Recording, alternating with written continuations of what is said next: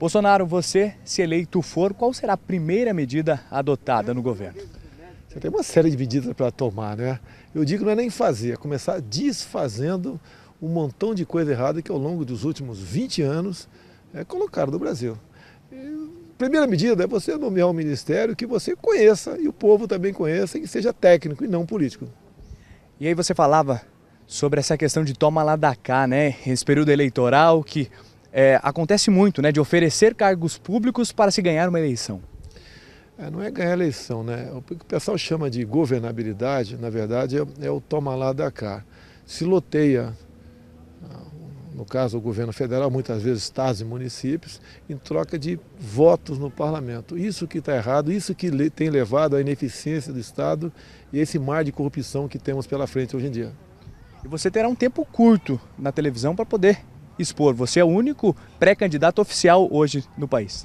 Na verdade, no momento tem 8 segundos. Eu acho tempo suficiente. O fundo partidário nosso vai ser 3 milhões, os outros vão ter 300. Não estou preocupado com isso. Mas eu tenho uma coisa que os outros não têm. Eu tenho o povo do meu lado, tenho a verdade e Deus conosco. E você também é muito criticado por conta de situações polêmicas. Como que você avalia isso? Esses rótulos começaram em 2010. A esquerda tem um pessoal inteligente lá? Sim, tem. E eles ficam te rotulando disso, de modo que, em vez de você discutir coisas que interessam para o Brasil, você fica metade do tempo explicando o inexplicável. Mas temos vencido isso daí, faz parte da regra do jogo na política brasileira e temos superado. E se eleito for, terá alguma mulher nos seus ministérios? Pode ter até todas as mulheres, mas tem que ser competência. Você tem que ter um ministro que dê conta do recado. É igual o jogo de futebol, você perguntar se vai ter algum afrodescendente ou algum alemão no teu time, eu tenho que botar os caras que jogam bola lá para ser campeão. Essa que é a ideia. A gente fala de Cascavel, uma cidade que está próximo da fronteira, né? A gente sabe do problema que é a fronteira do nosso país hoje com relação à entrada de mercadorias ilícitas, armas, drogas. O que você pretende fazer para reforçar a segurança? A fronteira é muito longa, são 17 mil quilômetros. Até o americano tem problema com a sua fronteira com o México, que é bem menor do que a nossa. Mas o americano, em especial no governo Trump, ele conseguiu vencer essa batalha lá. Por quê?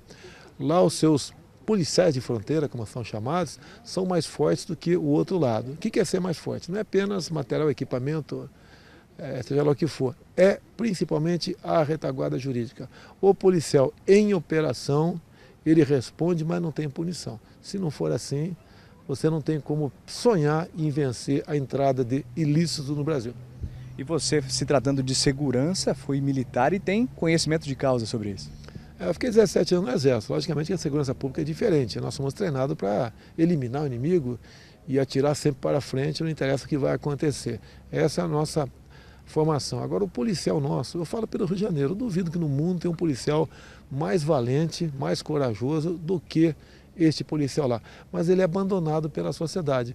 Quando ele troca tiros e acerta num marginal mais de 2 tiros, né, ele acaba respondendo por excesso de legítima defesa e dificilmente não é punido. Temos que mudar isso na lei. O militar em operação, ele responde, mas não tem punição. E o que você pretende fazer para mudar isso?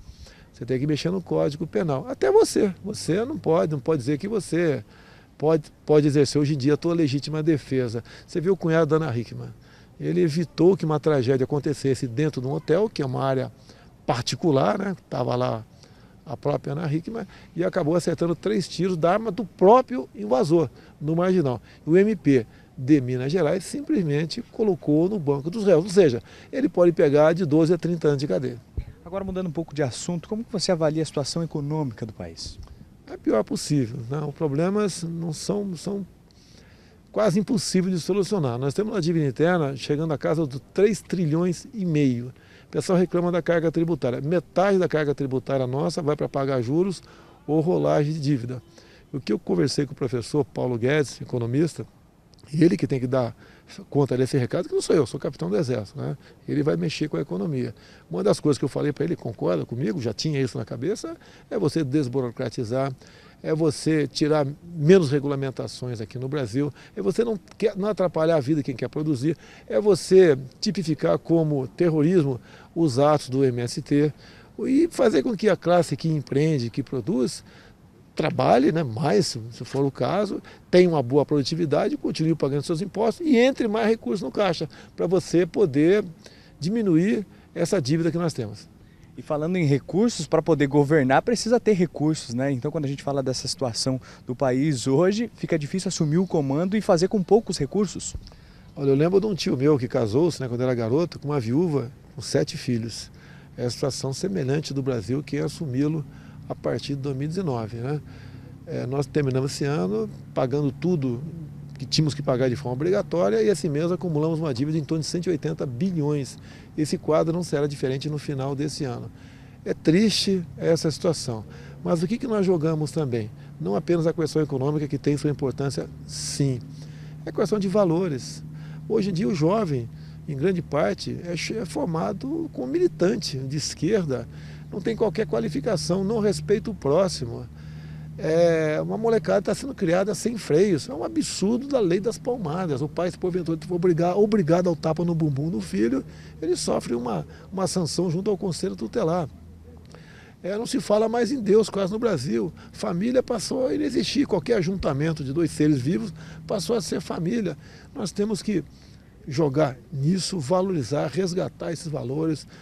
Né? Educação moral e cívica, escola é lugar da molecada aprender física, química, matemática e biologia, e não ideologia de gênero ou ser doutrinado para ser militante de esquerda no futuro.